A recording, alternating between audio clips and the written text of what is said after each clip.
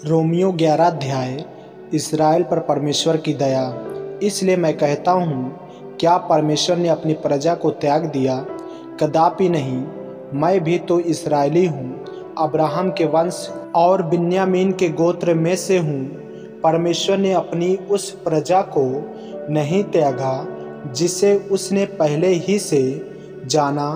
क्या तुम नहीं जानते कि पवित्र शास्त्र इलिय्याह के विषय में क्या कहता है कि वह इस्राएल के विरोध में परमेश्वर से विनती करता है, हे प्रभु, उन्होंने तेरे भविष्यवक्ताओं को घात किया और तेरी वेदियों को ढा दिया है, और मैं ही अकेला बचा हूँ और वे मेरे प्राण के भी खोजी हैं। परंतु परमेश्वर से उसे क्या उत्तर मिला?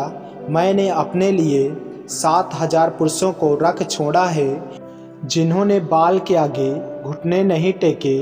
ठीक इसी रीति से इस समय भी अनुग्रह से चुने हुए कुछ लोग बाकी हैं। यदि यह अनुग्रह से हुआ है तो फिर कर्मों से नहीं तो अनुग्रह फिर अनुग्रह नहीं रहा। इसलिए परिणाम क्या हुआ?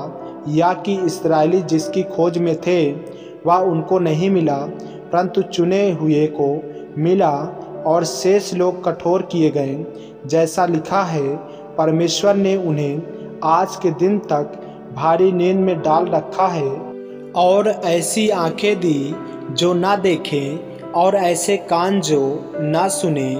और दाऊद कहता है, उनका भोजन उनके लिए जाल और फंदा और ठोकर और दंड का कारण हो जाए। उनकी आंखों पर अंधेरा छा जाए ताकि ना देखें, और तू सदा उनकी पीठ को झुकाए रख।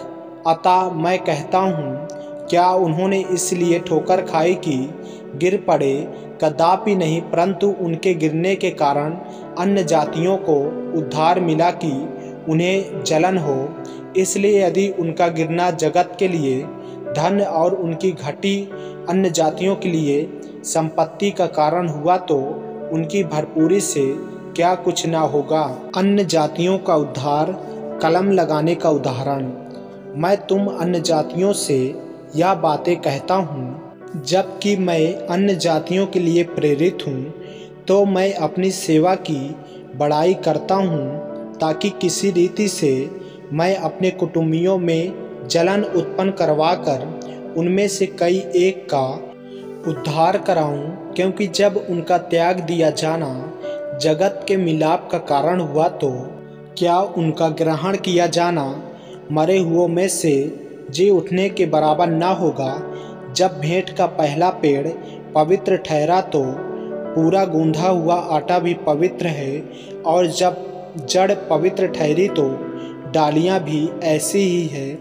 पर यदि कुछ डालियां तोड़ दी गई और तू जंगली जैतून होकर उनमें सट गया और जैतून की जड़ की चिकनाई का भागी हुआ है, तो डालियां पर घमंड न करना। और यदि तू घमंड करे तो जान रख कि तू जड़ को नहीं, परंतु जड़ तुझे संभालती है।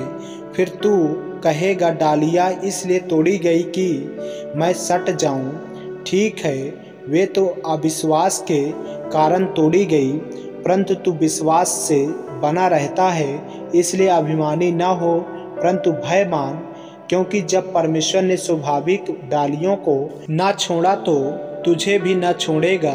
इसलिए परमेश्वर की कृपा और कड़ाई को देख। जो गिर गए उन पर कड़ाई, परंतु तुझ पर कृपा। यदि तू उसमें बना रहे, नहीं तो तू भी काट डाला जाएगा। वे भी यदि अविश्वास में न रहें तो साँटे जाएंगे, क्योंकि परमेश्वर उन्हें फिर सट सकता है।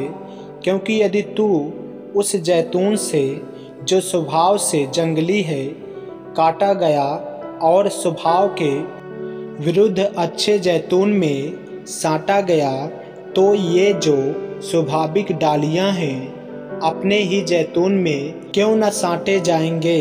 सारे इस्राएल का उद्धार। हे भाइयों, कहीं ऐसा ना हो कि तुम अपने आप को बुद्धिमान समझ लो।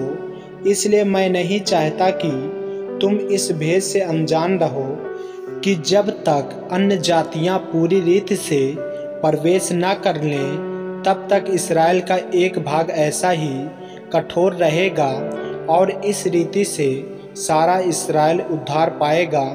जैसा लिखा है, छुड़ाने वाला सियोन से आएगा और अभक्ति को याकूब से दूर करेगा, और उनके साथ मेरी यही वाचा होगी, जबकि मैं उनके पापों को दूर कर दूंगा। सुसमाचार के भाव से तो तुम्हारे लिए वे परमेश्वर के बैरी हैं, परंतु चुन लिए जाने के भाव से वे बाप दादों के कारण प्यारे हैं, क्योंकि परमेश्वर के वरदान और बुलाहट अटल है।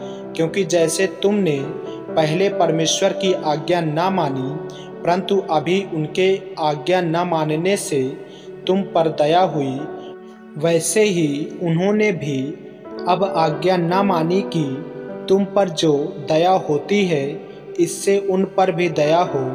क्योंकि परमेश्वर ने सबको आज्ञा उल्लंघन का बंदी बनाकर रखा, ताकि वह सब पर दया करे। परमेश्वर की स्तुति।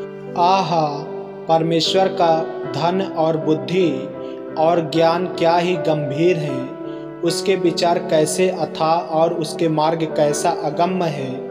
प्रभु की बुद्धि को किसने जाना, या उसका मंत्री कौन हुआ, या किसने पहले उसे कुछ दिया है जिसका बदला उसे दिया जाए।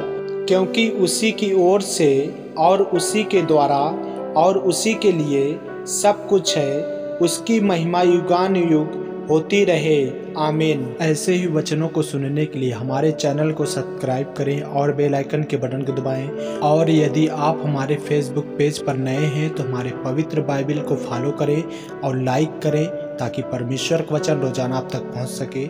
जय मसीह की। प्रभु आपको आशीष दे।